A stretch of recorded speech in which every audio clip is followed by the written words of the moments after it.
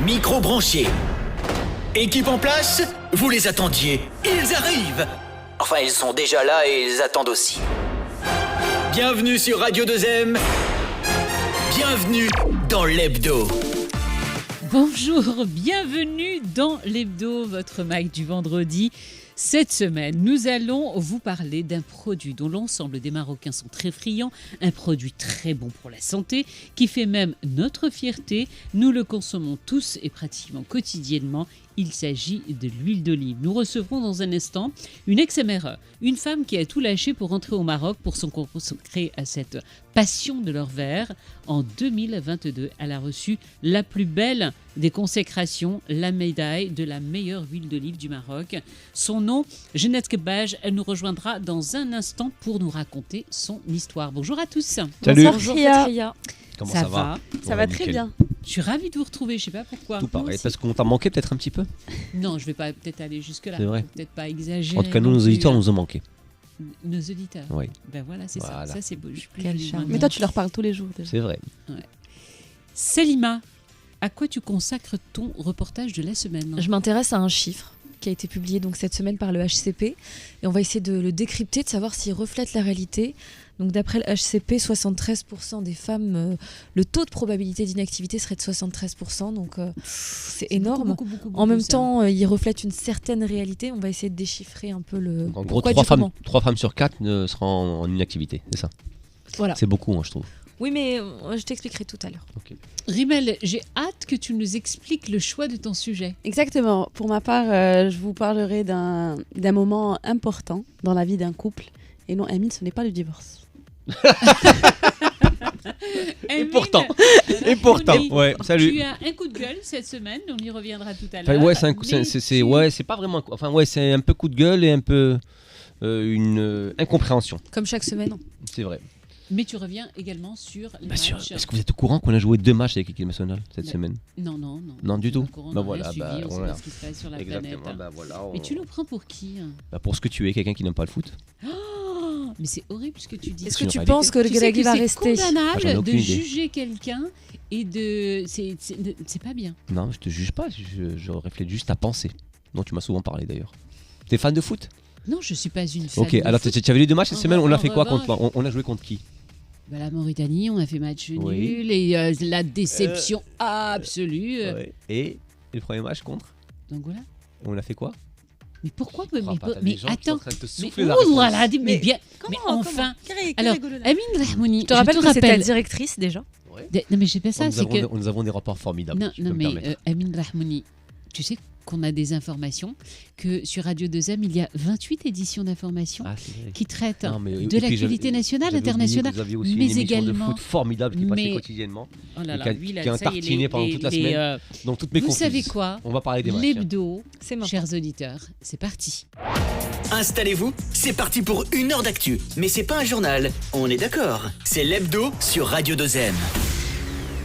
On débute avec l'image de la semaine. Et l'image de cette semaine, c'est le micro-trottoir ou le micro-trotte. Non, ce n'est pas un prix qui marche tout seul, quoique, puisque c'est ce qui lui a donné son nom quand même, le fait de marcher et d'enregistrer des interviews, demander l'avis des citoyens sur divers sujets, prendre la température comme on dit. Et vous savez quoi, cette pratique journalistique date de près de 90 ans. Pourquoi j'en parle? Je vous le dirai dans un instant, mais juste avant, un petit plongeon en arrière. Le micro-trottoir dans les années 60, ça donnait ça. Mademoiselle, je peux vous arrêter une seconde dans votre promenade. Regardez vite, il y en a pour très peu de temps. Êtes-vous pour les cheveux courts ou pour les cheveux longs? Les cheveux demi-longs. Demi-longs. Pourquoi demi-longs? J'aime les cheveux très longs, mais enfin, je ne veux pas couper les miens. Vous ne voulez pas couper les vôtres? Non, Il y a pas pour une- l'instant. Il y a une raison? Eh bien, on peut se coiffer seulement d'une façon, avec les cheveux courts, et avec Oui. les cheveux longs, on peut faire des quantités. Et qu'est-ce que vous attendez de votre coiffure? Vous voulez séduire ou bien vous voulez simplement avoir un côté, disons, pratique simplement dans cette chevelure? Oh non, pas pratique. Vous voulez séduire? Hein, toute femme doit séduire avec sa chevelure. Avec Peut-être, sa coiffure surtout. peut-être. Merci. Par conséquent, l'organisation actuelle ne vous donne pas satisfaction. Non, monsieur. Parce qu'il faut payer trop par rapport à ce qu'on nous rembourse.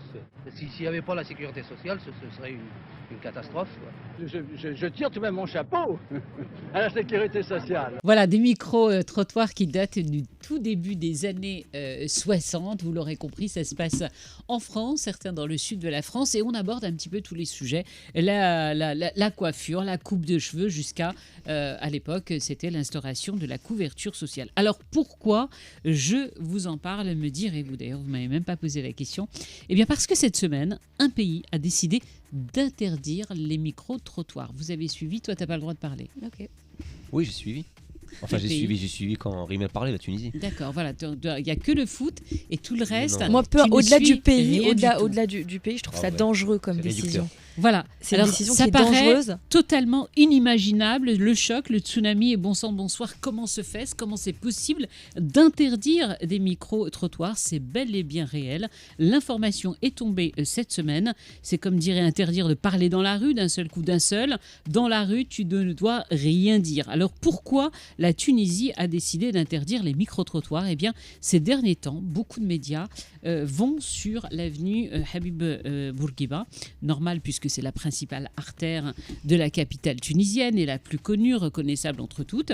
Et c'est le lieu de prédilection pour réaliser des interviews de nombreux médias avec des citoyens sur des sujets politiques, économiques, sociétaux, d'actu, enfin bref. Et cette semaine, en fait, c'est le ministre de l'Intérieur tunisien qui a justifié cette décision en affirmant qu'il voulait mettre un terme aux micro-trottoirs parce que cela portait atteinte, aurait-il dit, à l'image de la société tunisienne ainsi qu'à sa culture et qui nuirait à la réputation du pays à l'échelle internationale sur les réseaux sociaux. Donc vous vous doutez bien, levée de bouclier sur l'ensemble des réseaux sociaux, de la jeunesse tunisienne, mais aussi du syndicat des journalistes tunisiens qui a critiqué en disant que ça vise à restreindre tout simplement les libertés publiques telles que la liberté d'expression et la liberté des médias.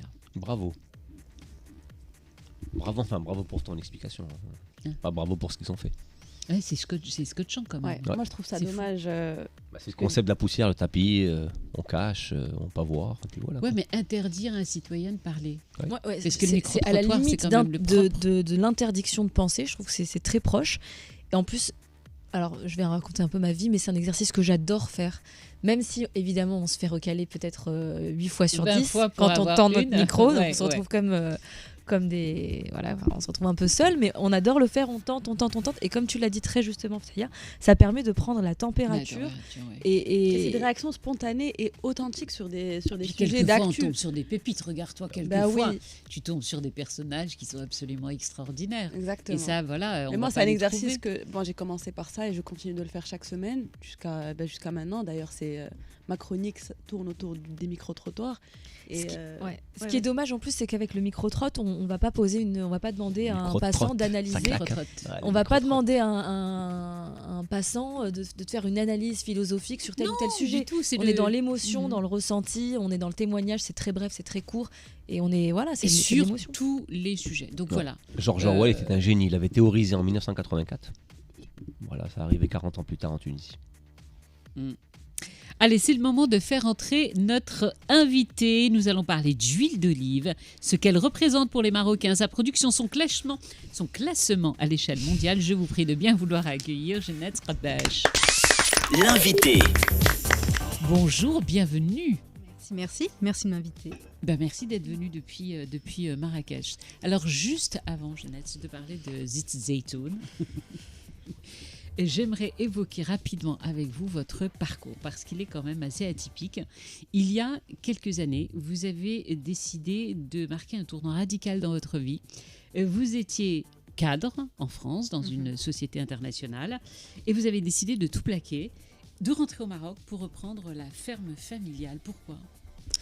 Pourquoi ? Parce que après plusieurs années loin d'ici, l'expérience, tout ce que j'avais vécu, il y avait une petite perte de sens et j'avais envie de retrouver un petit peu du sens à ce que je faisais. Et voilà, j'avais envie de rentrer, tout simplement. Et vous êtes rentré alors pour reprendre une ferme d'élevage. Oui, d'élevage, de la production laitière et de la production d'olives. Mais vous y connaissiez quelque chose? Rien du tout.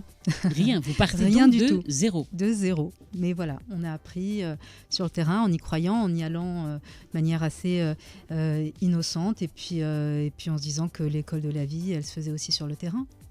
Alors, cette ferme familiale est à Marrakech, face aux montagnes de l'Atlas, où il y a des oliviers.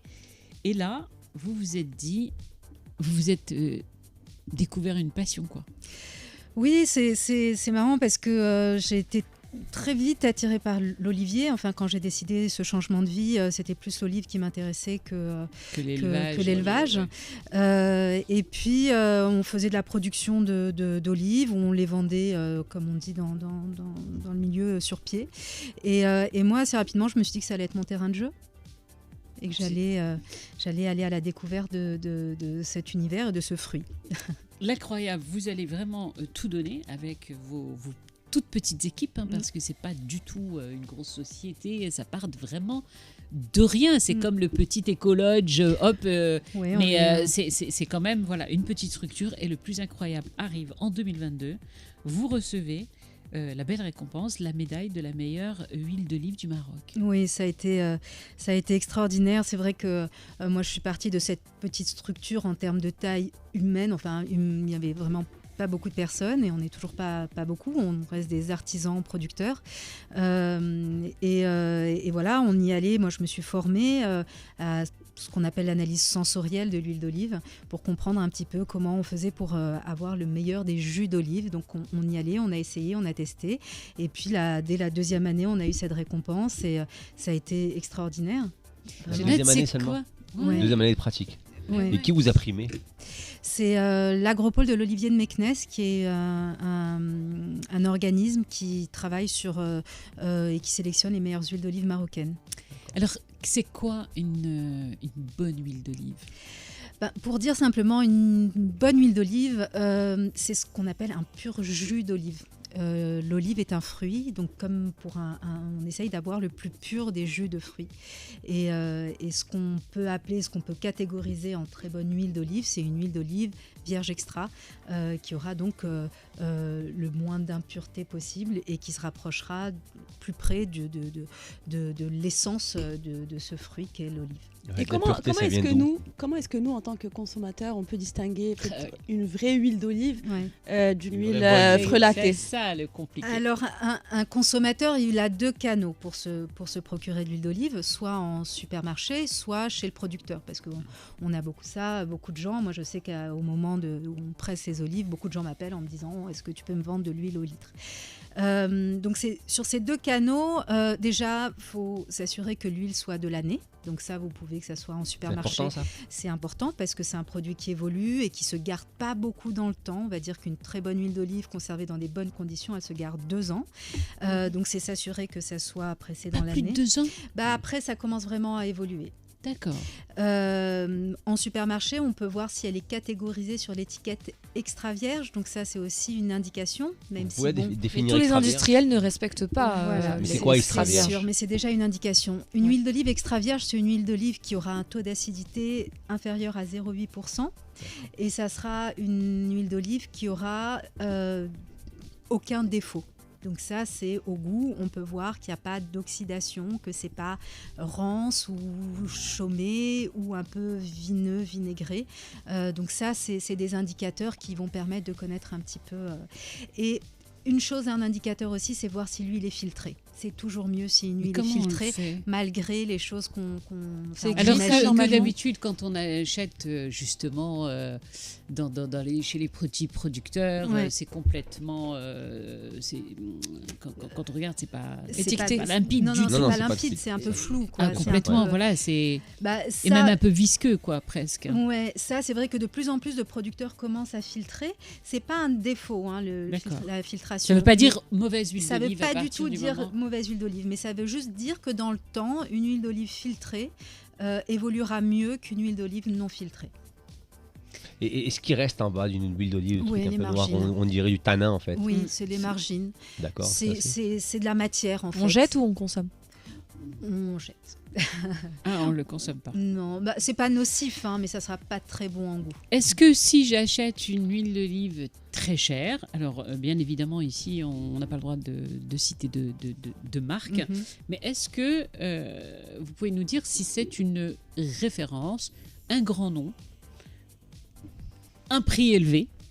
Est-ce que j'ai une petite garantie que ce soit une très bonne huile d'olive où le prix ne fait pas spécialement comme dans n'importe quoi d'ailleurs? Est-ce que ça c'est également... Moi je pense qu'il faut mieux se fier à cette question d'huile pressée dans l'année, de regarder sur l'étiquette s'il y a écrit extra vierge, même si effectivement certains industriels trichent un peu, mais ça reste quand même un indicateur, et savoir aussi, et souvent c'est indiqué sur les étiquettes, si l'huile est pressée par des procédés mécaniques.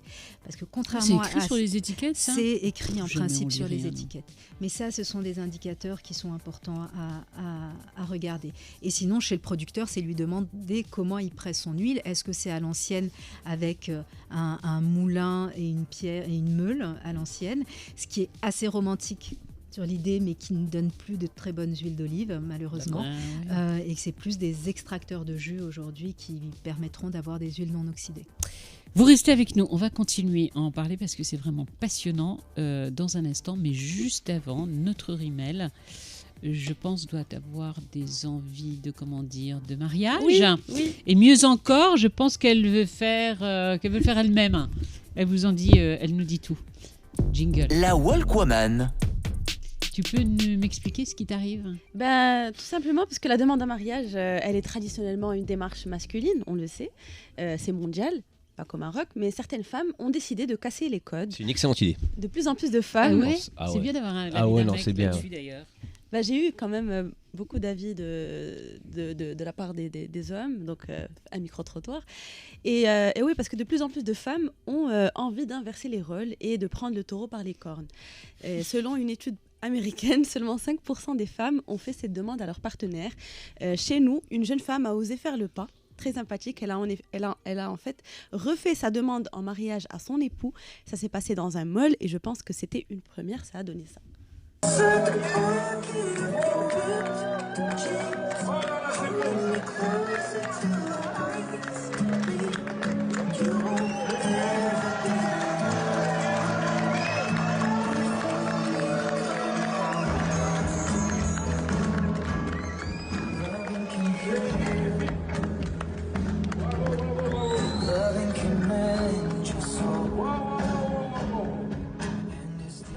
Je trouve que c'est trop mignon, c'est trop beau.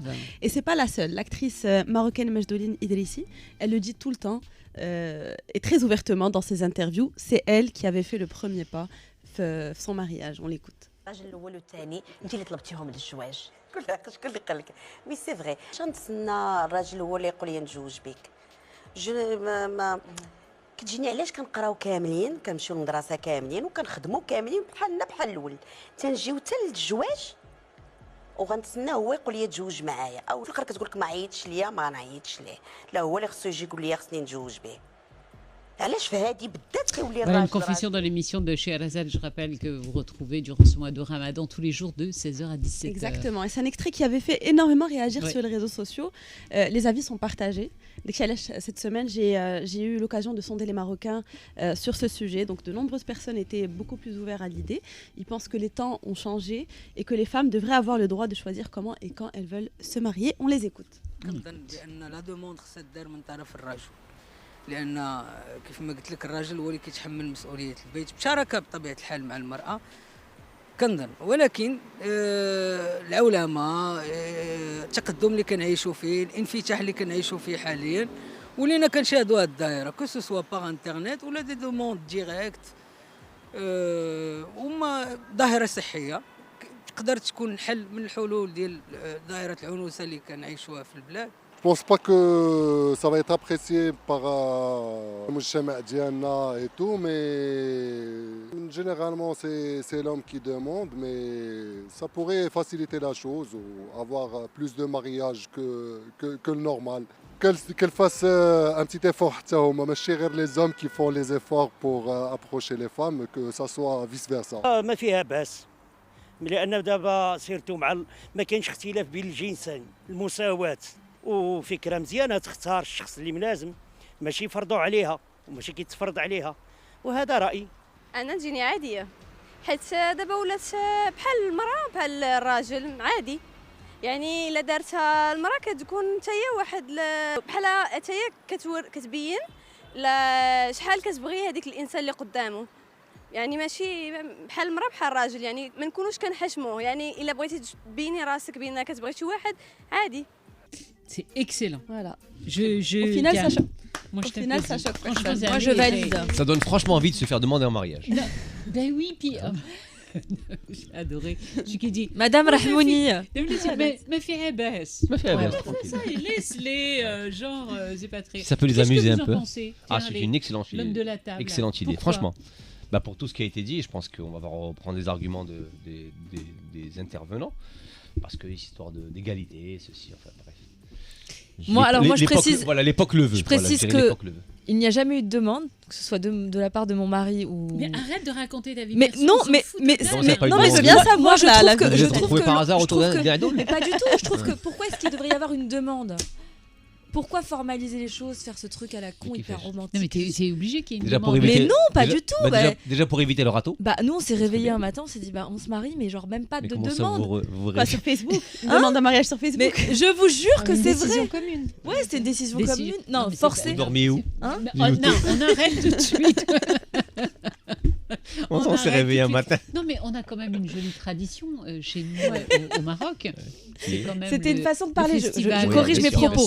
On se réveille un matin, c'est une expression. C'est une image. Mais je pense que même si t'imagines bien. Même si le festival des fiançailles 10 000 Chil. 10 000 Chil, oui, bien sûr. Et on a des jeunes femmes qui demandent en mariage et ça dure depuis des années. Quelqu'un, vous en pensez quoi, la géologue vous de 10 000 Chil?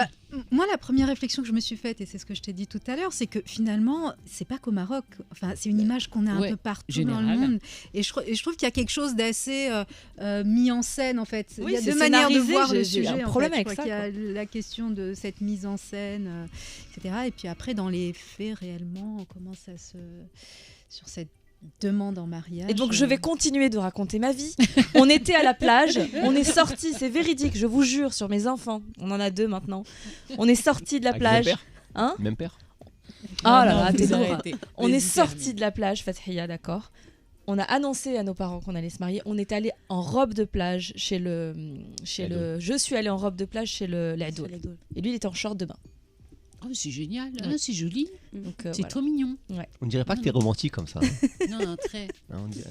En tout cas, dans la majorité des gens que tu as eu dans ce micro-trottoir, c'est quand même assez mitigé. Hein. Ils sont pas tellement pour. En fait, on a l'impression qu'au début, oui. Voilà, parce qu'il y a des traditions, il y a des codes finalement. C'est la vérité, c'est la réalité. Mais comme disait notre invité, en fait, c'est partout. Voilà, c'est connu que c'est voilà, un mec qui demande mais en fin de compte, ça choquerait pas tant que ça. On enchaîne? Oui. Si vous le voulez bien. Avec le reportage de la semaine qui lui aussi est consacré aux femmes. Oui, qui est lié. Le reportage de l'hebdo. Ce chiffre, Fathia, si vous nous suivez, chers auditeurs, en direct sur les réseaux, les femmes ont une probabilité d'inactivité de 73%, donc bien plus élevée que celle des hommes, qui est estimée à 7,5%. Mais que veut dire ce chiffre, si vous l'avez vu passer? Faut-il le prendre avec des pincettes? Et si oui, pourquoi? Premièrement, sachez qu'il s'agit d'une étude qualitative. L'analyse, elle a été réalisée sur la base de focus group. Donc en fait, les données sont donc recueillies à travers la technique d'entretien de groupe. Donc il n'y a pas eu un échantillonnage de tant de millions de personnes. L'étude également ne livre pas le détail. Quels sont les outils qui ont été utilisés pour faire ces recherches? Est-ce qu'il y a une approche terrain? Est-ce qu'il y a un questionnaire déployé? On ne sait pas, donc ça reste un peu flou. Point essentiel à prendre en considération, on ne prend pas en compte, l'étude ne prend pas en compte toutes les femmes qui travaillent dans l'informel. Le HCP dit que 73% des femmes ne travaillent pas. C'est à peu près cohérent puisque le taux d'activité des femmes, c'est environ 30% pour les femmes diplômées. Okay. Donc là, jusque-là, c'est clair. On est plus fort que vous dans le secondaire, on est plus fort que vous dans le supérieur. Mais finalement, on a du mal à s'intégrer pleinement dans le marché de l'emploi. Tout ça pour ça alors. Oh là là, mais t'es lourd. Vas-y, Kemmel. Oh là là, je vais jamais y arriver. Donc, il y a des freins sociétaux, mon cher Amine. Tu es d'accord? Oui, définitivement. Ouais, non, parce que nous, on vit dans notre bulle casablancaise, Fethia. Le Maroc n'est pas fait que d'urbain, il y a le semi-urbain, il y a le rural. Lorsqu'il y a 2 postes dans un ménage, c'est la femme qui va se sacrifier. Le marché du travail n'est pas très attractif pour les femmes. Même quand elles travaillent, les tâches sont répétitives. L'environnement est moins protecteur. Et le calcul est vite fait. Finalement, elles préfèrent rester à la maison et c'est terrible. Il y a aussi également... un autre facteur, c'est que nous, les femmes, on est plus touchées par la perte d'emploi. Et puis, on doit faire un choix aussi quand on décide de devenir maman et qu'on est enceinte. On renonce plus naturellement que les hommes à travailler. On s'absente également plus facilement. Donc, du coup, on se fait virer plus facilement. Mais c'est une réalité, je le dis avec des mots courts. Je vous propose, avant d'écouter Loubna Mhayir, elle travaille au ministère de l'Agriculture. Elle a fait de l'autonomisation des femmes son combat. Je vous propose de l'écouter.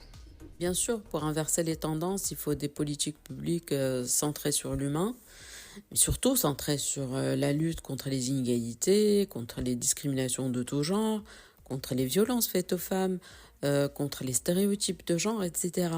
Donc, il s'agit d'une approche droit de l'homiste, donc des droits humains, qui va conférer et consolider le statut de citoyenne aux femmes avec des droits égaux et la capacité aussi de participer de manière égale à l'économie et à la société. Donc, vous m'avez entendu, mais pourquoi moi j'aimerais ce sont bien des chiffres qui te mettent en colère? Le fait qu'on soit autant diplômés, mais qu'on ait un taux d'intégration beaucoup plus faible que les hommes, 4 fois moins important que les hommes. Amine, diplômée, va trouver 4 fois plus de travail que moi. Alors, est-ce que c'est pas aussi à l'image de partout ailleurs? J'ai envie de vous poser des questions à vous, Jeannette. De partout ailleurs, je ne connais pas assez, mais dans l'image qu'on se fait, c'est vrai que moi je trouve ça assez choquant quand même. 73%, c'est énorme. C'est énorme. Et c'est vrai que moi, évoluant dans un milieu rural et artisanal aussi, artisanal et venant à Casa, c'est quand même 2 mondes. Quand j'arrive à Casa, tu as parfaitement raison, Salima, de le rappeler, en se disant qu'il faut qu'on se détache aussi du monde urbain dans lequel on vit, qui n'est qu'une toute petite partie du pays. Ouais. Et les femmes qu'on retrouve dans le marché de l'emploi, elles se concentrent dans quel domaine d'activité? Agriculture, 40%, services, 40% aussi, donc 80%. Et il y a 15% restants, c'est donc l'artisanat. Donc pas de poste à responsabilité, rien. Je sais que pour donner le chiffre sur le monde oléicole, de ce que j'ai pu voir communiqué par le ministère de l'Agriculture, c'est que c'est 25% de femmes. C'est ce que j'allais vous dire. La production d'huile d'olive, elle est féminine ou masculine? D'olive, elle est masculine, mais avec un taux quand même de 25% d'employabilité chez les femmes. Mais globalement, c'est sûr que dans le milieu rural, moi, ce que j'observe et ce que je vois, c'est que il y a encore très peu de femmes. Mais bon. Alors, ce qui est extraordinaire, je vais revenir à cette huile d'olive, et je crois que vous me dites si je me trompe, mais je crois que vous êtes la seule à le faire au Maroc. Vous avez décidé de partager la passion et d'organiser en fait des séances. On se disait comment savoir si une huile d'olive est bonne ou pas. On la déguste. Vous organisez des dégustations. C'est d'ailleurs comme ça que j'ai appris beaucoup de choses sur l'huile d'olive. J'ai eu un cours. Voilà. Et c'est d'ailleurs comme ça qu'on va y aller, toi et moi.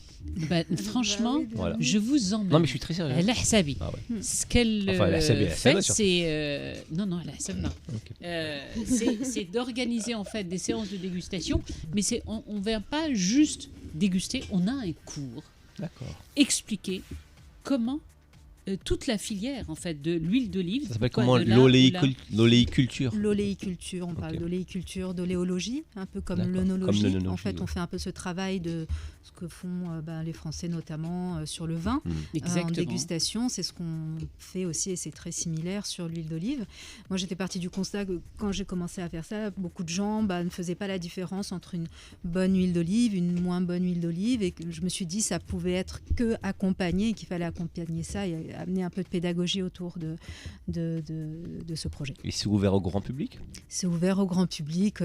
Nous, encore une fois, à la ferme, on est des artisans producteurs, donc on est une petite structure préfecture, on prend rendez-vous et on peut faire ça en groupe, individuellement. Et l'idée, c'est d'avoir, avant de commencer à déguster, d'avoir un cours d'expliquer comment on produit, en fait. Est-ce que, sans faire de promotion pour la marque, parce que c'est interdit, est-ce qu'on peut donner un numéro de téléphone, parce que ce n'est qu'un numéro de téléphone où les gens peuvent appeler? On pourra en revanche, avec Oumaima, quand on partagera cette émission sur nos réseaux sociaux, on pourra taguer la ferme, parce que là on parle d'une ferme.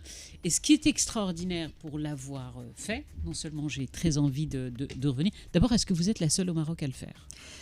Je pense. Voilà, après, j'ai cherché, à ma connaissance, j'ai cherché en préparant l'émission, je n'en ai pas trouvé. Et ce qui est important, je trouve, puisque vous le faites beaucoup pour des touristes, on peut le dire, qui de passage dans la région, mais vous avez aussi des résidents de Marrakech qui vous sollicitent et ce qui est génial, en fait, parce que c'est vraiment un cours. Et tu es assis et tu écoutes avant la dégustation. Et c'est comment on se passionne très très vite et comment on se plante, mais en beauté, c'est sur la dégustation. Pour moi, je vais le dire, pour moi, celle que je trouvais la meilleure était la plus infecte. Non, alors après, moi, j'ai envie de dire, il n'y a pas de jugement sur ce qu'on aime, ce qu'on n'aime pas. C'est-à-dire que les goûts, nous, on ne juge pas en tant qu'oléologue du goût de chacun. Ce qu'on va donner comme indication, et je reviens à ce que tu demandais tout à l'heure, comment on choisit une bonne huile d'olive, sensoriellement, parce qu'on parle de choses sensorielles quand on parle de dégustation d'huile d'olive, on parle de fruité. Donc le fruité qu'on peut ressentir au nez, en bouche, et puis l'amertume et l'ardence. L'ardence, c'est le petit piquant qu'on peut avoir. Donc ça, c'est des éléments... Alors ça, ce qu'elle vient de dire, d'après ce que j'ai retenu, moi, de ça, il faut ressentir le piquant. Ouais, c'est très bon signe. Mais qu'est-ce qui fait le goût d'une huile d'olive? Est-ce que si on a des oliviers à côté de champs de pommes, est-ce que ça peut, je sais pas, Alors, ce qui va donner le goût à une huile d'olive, ça va être son terroir, donc la terre dans laquelle elle est plantée, donc ses conditions climatiques aussi, si c'est très ensoleillé, pas assez ensoleillé, etc. Et donc d'une année sur l'autre, d'ailleurs, moi, ma production n'aura pas forcément le même goût en fonction de ce qui s'est passé pendant l'année. Et le côté fruité, mais la proximité justement de ce qui est... Alors ça, il n'y a pas d'indicateur aujourd'hui, enfin des choses qu'on mesure là-dessus. Mais ça va être le type d'olivier, la variété des olives qui sont récoltées, et c'est le moment où c'est récolté. Est-ce que c'est récolté, le fruit est vert, est-ce qu'il est plutôt rouge tournant, ou est-ce que l'olive est noire? Et quand est-ce qu'il faut le récolter? Ça dépend aussi de ce qu'on aime. Si on aime une huile d'olive plutôt verte avec des notes plutôt végétales, on récoltera plus tôt. Si on aime des huiles plus douces, ça sera plus tardivement. Et si on aime des huiles très noires, noires en termes de goût, très tapenade noire, ça sera des olives très mûres. Moi, j'ai une question par rapport à un lieu commun. Que valent nos huiles d'olive par rapport à l'huile d'olive d'Espagne et d'Italie, par exemple, qui sont les principaux concurrents, je pense? Oui, l'Espagne, l'Italie, il faut savoir que l'Espagne est le plus grand producteur mondial d'huile d'olive, mais de très loin, même si ces 2 dernières années, un peu comme nous, ils ont connu une grosse baisse de productivité. L'Italie, l'Espagne, la Turquie, la Tunisie. Les Tunisiens ont fait vraiment ces 20 dernières années un travail extraordinaire. Dans l'huile d'olive, il y a les huiles d'olive, on va dire, générales qu'on peut trouver un peu partout, et puis il y a les huiles d'olive d'excellence. Le Maroc est reconnu comme étant un gros producteur. On est, je pense, 7e producteur mondial d'huile d'olive. Maintenant, sur les huiles d'olive de qualité, on n'est pas encore extrêmement reconnu, mais ça vient. C'est-à-dire qu'il y a... parce que c'est pas quelque chose qu'on a travaillé, pas encore assez travaillé, mais c'est en cours, et l'agropole de l'Olivier de Meknès fait un très beau travail là-dessus aussi pour mettre en valeur ces huiles d'olive de qualité. On est à quelques semaines d'un événement qui est très important, qui est celui du Siam.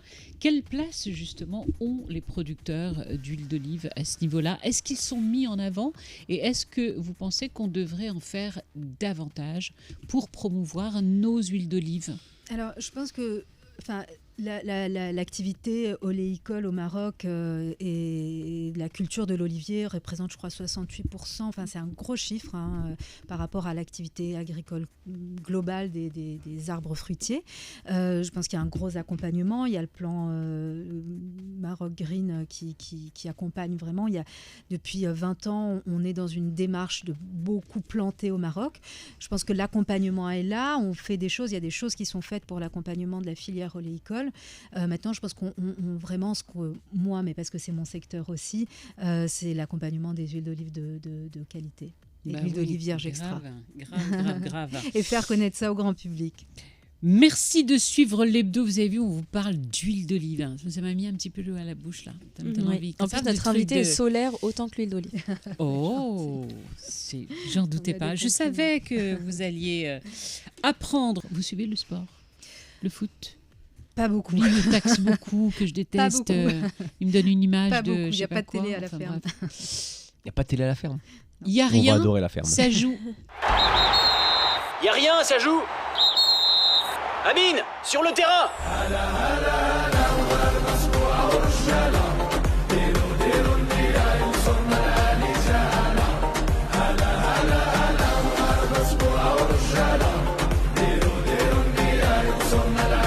Vous vous rappelez de ça? Oui, mais moi je veux plus l'entendre. Mais d'un seul coup. Ah bon? Oui. Mais moi je l'adore cette chanson. Elle me met une patate. Je suis down. Sachez que cette chanson, elle date de moins de 15 mois seulement. Et aujourd'hui, elle semble être une éternité en fait. Ouais. Elle semble tellement loin pourtant. Et cette hymne en fait formidable qui est née pendant la Coupe du Monde au Qatar, je vous le rappelle, devait nous porter au moins jusqu'à la CAN 2025 avec une équipe conquérante qu'on va organiser chez nous et qu'on va bien évidemment gagner l'an prochain. Alors ce rythme, il semble vieux, mais pas seulement en fait. Tout semble vieux. Nia, vous vous rappelez de Nia? Ouais. Elle semble vieux aussi. Les mamans sur le terrain. Ouais. Et l'union sacrée autour de Reggae, en fait tout ça, c'est fini au bout de 15 mois seulement. C'est tout juste aujourd'hui si on ne sort pas dans la rue avec des pancartes pour réclamer le départ du bonhomme. Et c'est une réalité. Et la preuve en fait. Le départ du bonhomme. Ah oui. Mais c'est pas ça, ils sont d'une dureté, ça va être comme la semaine dernière. Mais non, lui justement, il dit. Je ne dis rien, moi je suis en train de. Vas-y, moi je t'écoute. Tu m'écoutes pas assez, Fathia, tu m'écoutes pas. Je dis juste qu'aujourd'hui, je relève un fait, certain. Et ce que je vais dire, c'est que la preuve que ce sport peut être à la fois formidable, mais aussi très cruel et prodigieusement ingrat, tout comme Fathia d'ailleurs. Non mais je n'aurais pas de salaire ce mois-ci. Mais écoute-moi, tu vois est-ce que tu vois la porte qui est juste derrière toi? Je vais la prendre. Alors si tu vois la porte derrière toi, il y en a une autre juste après. Non, il y a une comment on appelle ça? Une poignée. Alors il suffit et je la prends. d'appuyer sur la poignée et tu sors de ce studio. Tu sors d'ici. Il y en a ras-le-bol parce qu'à chaque fois dans le foot que ça vous convient pas, vous êtes là et vous déglinguez tout le monde. Mais non, il a rien dit encore. Compris. Oui, il a rien dit encore. Moi, t'écoutes pas nos chroniques. Je relève un fait. Donc, vous savez, c'est dû à quoi tout ça? En fait, certainement donc à une année post-Coupe du Monde qui a été horrible. La chute est brutale. Il faut bien quand même l'avouer. Il y a une canne affreuse aussi en Coupe d'Ivoire, ça aussi vous l'avouez. Okay. Parce qu'on se voyait certainement la gagner et finalement on la quitte en quart de finale face à des Sud-Africains qui n'étaient même pas extraordinaires. En huitième. T'as dit en quart. Ouais, en huitième. Mais confuse. Et en fait, ce qui s'est passé, c'est qu'il faut le dire clairement. Bien sûr que je suis, parce que c'est formidable ce que je dis. Et en fait, ce qui s'est passé, c'est qu'après la CAN, le lien s'est cassé en fait. Il s'est cassé et on comptait beaucoup sur les deux matchs cette semaine pour le retisser. Alors au final, donc, est-ce que ça a été le cas qu'on a réussi à le tisser? Ben non, définitivement non. En fait, on a fini la semaine avec autant d'incertitudes qu'à son début. Regragui même est sorti pour... non, pas plus. Autant, on va dire. Regragui a fait une conférence de presse pour dire qu'il n'était pas satisfait de ce rassemblement et des matchs. C'est le Harira, il a dit. Nous, donc, non, le Harira, c'était un match du Wydad il y a 1 an et demi. On a juste adapté la vidéo. Ça, c'est du fake news qu'on voit sur les réseaux sociaux aussi. Merci pour tes précisions. Voilà, effectivement. Donc, en fait, on a eu comme tu le sais, une victoire poussive contre l'Angola et un match nul. Donc, ennuyeux face à la Mauritanie. Pas de jeu. Sensation que le coach a un bolide de course entre les mains parce qu'on a de super joueurs et qu'il le conduit comme une bonne vieille de chevaux. Bref, alors oui, on a vu Brahim Diaz, on a tous vu Brahim Diaz, on a même davantage vu la maman de Diaz, la sœur de Diaz et la petite copine super jolie de Diaz sur le deuxième match. C'est peut-être le caméraman qui était fan. Il a scotché. Moi, on l'a vu que ça, il n'y avait tellement pas de foot sur le terrain. C'est une compétition importante. Match amical. Match amical. Donc peut-être qu'ils se réservent pour un peu plus tard. Non, du tout. Non. Mais alors, Dieu merci, mesdames et messieurs, tout n'a pas été perdu cette semaine, parce que cette semaine, en fait, on a, dans cet océan de déception, on a découvert une pépite, un beau brin de joueur de 19 ans à peine, qui est coiffé comme un balai de coin de plafond, vous vous rappelez? Voilà, vous vous rappelez de ça en fait? Oh non, tu es horrible. Mais sérieusement, on a grandi avec ça. Je vous jure qu'il est coiffé comme ça. Tu vas te faire lyncher. Non, c'est Il a une très belle coiffure. Remettez la photo de Ben Srer. Il y a une ressemblance. Il y a une ressemblance. Bref, ce héros capillaire. Mais il est bon joueur. Ouais, il a le droit. C'est ce que je disais. Donc ce héros capillaire délicieusement doué que Regragui adore appeler Ben Seguir. Il est peut-être jaloux de ses cheveux. Qui ça? Walid? Toi. Moi?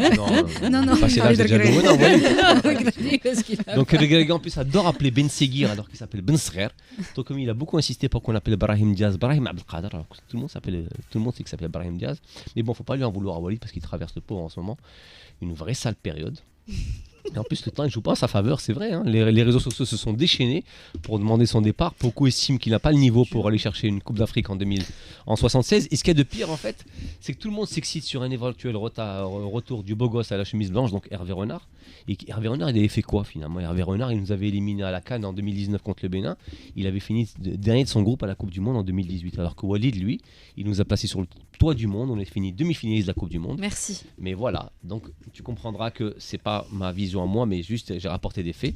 Et mais tout donc, ça pour vous dire en fait que ce sport est tellement beau, mais il est tellement ingrat aussi, je dirais pas comme qui, et définitivement cruel. On va parler de musique maintenant. Jeannette, c'est la tradition. On demande à notre invité de nous partager avec nous et avec nos auditeurs bien évidemment son titre et morceau préféré.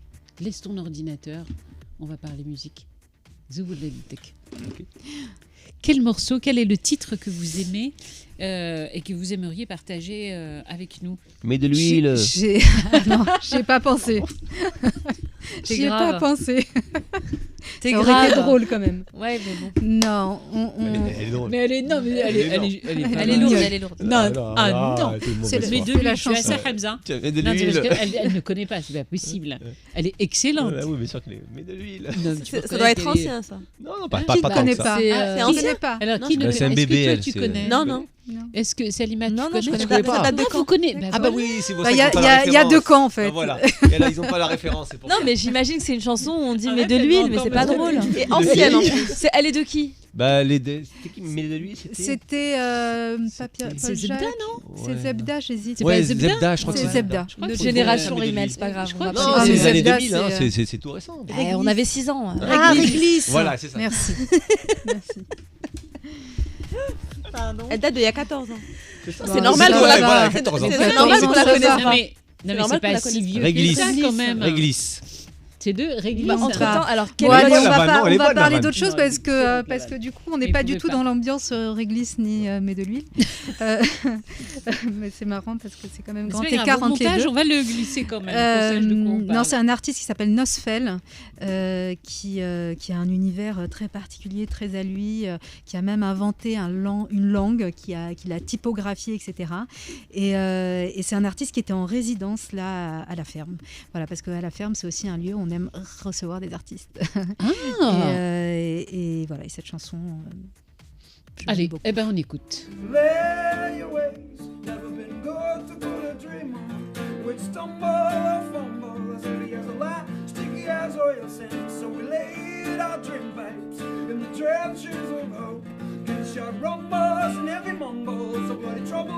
On va rappeler son nom à cet artiste. Nosfell. Il est de quelle origine? Il est français, il a des origines marocaines, italiennes. Voilà. Moi je connaissais. Qui connaissait autour de la table? Vous les jeunes là qui faites les merci tout à l'heure. Infiniment pour avec plaisir. Partage. Je suis ravie de parler de lui. Est-ce que vous auriez, pour terminer, avant qu'on te mette, on va te faire plaisir, on t'a trouvé, mais de l'huile, Amine, un message à partager avec nos auditeurs? Tout d'abord, merci infiniment, vraiment de toutes les informations que vous avez partagées et votre passion. Ça se voit, vous le partagez juste avec votre voix et l'amour avec laquelle vous en parlez. Quel message vous auriez envie d'adresser à nos auditeurs? J'aurais envie de dire qu'il faut rêver et que tout est possible. Là, vous en êtes la preuve vivante. Voilà. De tout lâcher. Dans quoi en France? J'étais dans la communication. Une multinationale, on va dire. Voilà. Okay. Dans la culture, communication. Mais de l'huile pour spéciale dédicace, juste pour Rivel. Mais de l'huile, ça donnait ça. I'm out walking on the road another day. I live another human say. I'm out walking on the road another day. I live another human say. Tu n'es pas rastafarien, tu chantes le reggae, ta chanson on comprend rien et quand tu la chantes en anglais. Tu n'es pas rastafarien, tu chantes le reggae, ta chanson on comprend rien et quand tu la chantes en anglais. Mets de l'huile, mets de l'huile, mets de l'huile.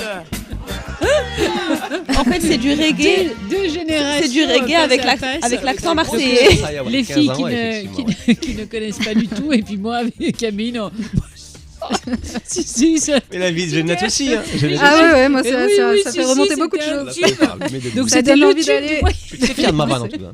Du Moyen-Âge. Merci infiniment à vous d'avoir suivi cet hebdo. On vous donne rendez-vous vendredi prochain.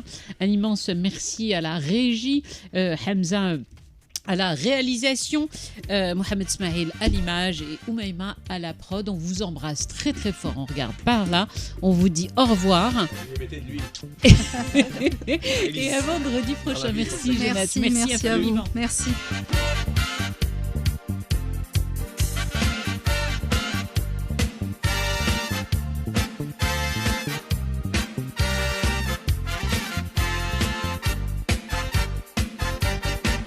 I'm out walking on the road the other day. I hear a little human say. I'm out walking on the road the other day. I hear a little human say. Tu n'es pas jamaïcain, tu chantes le reggae. Tu es languedocien et comme tu chantes en anglais. Tu n'es pas jamaïcain, tu chantes le reggae. Tu es languedocien et comme tu chantes en anglais. Mets de l'huile, mets de l'huile, mets de l'huile.